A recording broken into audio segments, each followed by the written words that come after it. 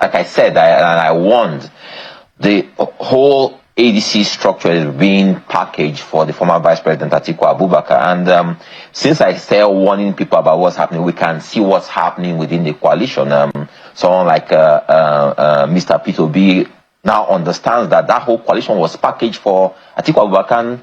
From our understanding, what we're saying now is that he's looking in other directions, and other people who want to run, who are aspiring to run, now realize that the coalition was indeed no coalition. It was just a vehicle for Atiku Abubakar's ambition.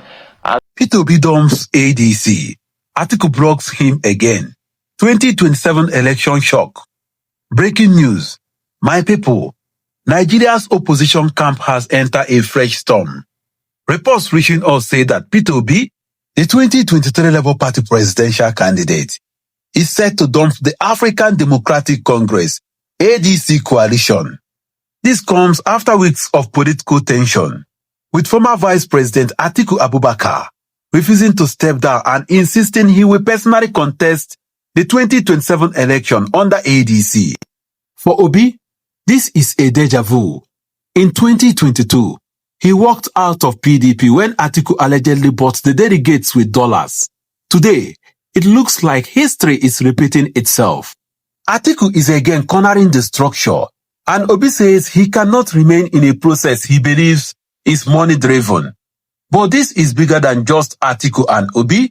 It is about who controls the opposition, how power is zoned in Nigeria, and whether Nigerians will accept recycled old leaders or demand a new future. Let us analyze this step by step. Let's go back to 2022. Many of you remember how Obi was in PDP, quietly building his delegates. But when Atiku entered the race, everything changed. Allegations flew that Atiku used dollar rain to buy PDP delegates. The party's primary became a bazaar, and Obi knew he stood no chance. Instead of wasting time, he left PDP, joined Labour Party, and in less than 9 months shook the Nigerian political system to its core. He carried the Obidient Movement into history as one of the biggest youth-driven campaigns Africa has ever seen. Fast forward to today. The same drama is unfolding again, but this time inside ADC. Let's see Atiku's new power play. Atiku joined the ADC coalition even before Obi. He has positioned himself as the elder statesman of the movement. But instead of allowing free and fair primaries, reports suggest that he has already started using money and influence to capture the party structure. ADC has also refused to zone the presidential ticket to the south. That automatically tilts the field in Atiku's favor, since the north is more united behind him. Atiku's calculation is clear. If Tinubu represents the southwest, then let me represent the north. Obi can wait. Here lies the issue. Atiku is telling Obi, support me now. I will hand over to you in 2031. Let's see the 8-year trap. Now let's be real. My people, Nigeria's presidency is not designed for one term. Since 1999, every president has pushed for 8 years. Obasanjo did 8 years. Yar'Adua wanted more, but died in office. Jonathan tried 8 years, but lost his second term. Buhari did 8 years. Tinubu is already preparing for his second term. So, when Atiku says he will do only one term and hand over in 2031, who really believes that? Let's be honest. If Atiku becomes president in 2027, the North will insist on completing 8 years. That means from 2027 to 2035, Obi will be pushed aside again. And by then, he will be almost 75 years old. This is the trap of rotation politics. They say support us now. You will get your own turn later. But later never comes. This is why Obi is resisting this deal. Let's see Obi's philosophy versus Atiku's style. This is not just about age or ambition. It is about philosophy. Atiku represents the old politics, money, structure, buying delegates, bargaining power blocks. Obi represents the new politics, clean process, integrity, and youth-driven momentum. Obi has always said The process that brings you to power matters. The process through which people come into office or assume or achieve anything is far more fundamental than what they do thereafter. He is not willing to buy his way to victory. He would rather walk away than compromise his principles. That is why he is now considering a move to Action Alliance, AA. Reports say Obi is already negotiating with AA leaders, and part of the deal is simple. He will get the presidential ticket directly, without primaries, and can run on his terms. But this brings us to the big question. Can a smaller party like AA carry Obi to Aso Rock? Let's not forget the people driving Obi's ambition, the Obidient Movement.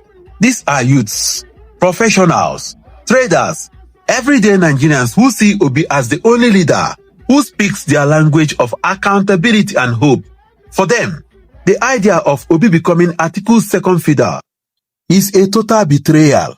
They did not march, donate, and campaign in 2023 just for Obi to become vice president to Atiku in 2027. That is why Obi's decision to dump ADC may actually strengthen his bond with his movement, even if it fragments the opposition. But not everyone agrees with Obi's exit. At Lagos Pali, some Southeast leaders told him directly, "You cannot win without alliances. The North and Southwest must be with you, or else Tinubu will crush you again." They begged him to remain in ADC and fight Atiku internally. They promised their support. But Obi knows the truth. He cannot outspend Atiku, and without zoning, the numbers will never favor him. Staying in ADC would only mean humiliation. So, he is making a bold choice. Walk away before it is too late. Now, what does Obi's exit mean for 2027? Number 1, ADC is weakening. Instead of being a united coalition against APC, it is now cracking in factions. Number 2, Tinubu benefits, just like 2023. When Atiku and Obi divided the votes, Tinubu may once again walk into victory with a divided opposition. Number 3, Obi's gamble. If he succeeds in AA, he could repeat 2023's magic, inspire millions, and force a runoff. If he fails, critics will say leaving ADC was a fatal mistake. So, what do we make of this? Atiku believes Nigeria is not ready for youth leadership. He thinks Obi should support him now, so that in 2031, he can hand over. But history tells us otherwise. No Nigerian president has ever handed over after one term. Obi believes Nigeria's moment is now, that youths are ready to break the cycle of money politics, and that integrity worth more than structure. For Nigerians, the question is simple. Do we want to keep recycling the same old politicians who promise rotation but never deliver? Or are we ready to take a risk on new politics, even if it comes without big structure? One thing is clear. Atiku's ambition and Obi's resistance have thrown the opposition into disarray. As long as they remain divided, Tinubu is smiling. So my people, I ask you, is Obi right to dump ADC rather than be humiliated by Atiku again? Or is he making a mistake that could weaken the opposition and hand Tinubu 2027 on a platter of gold? Drop your thoughts in the comments. Let's debate it. And don't forget, this is Chinick TV, bringing you the sharpest analysis on Nigeria's political future. Stay tuned, subscribe, and share this video if you believe Nigeria deserves better.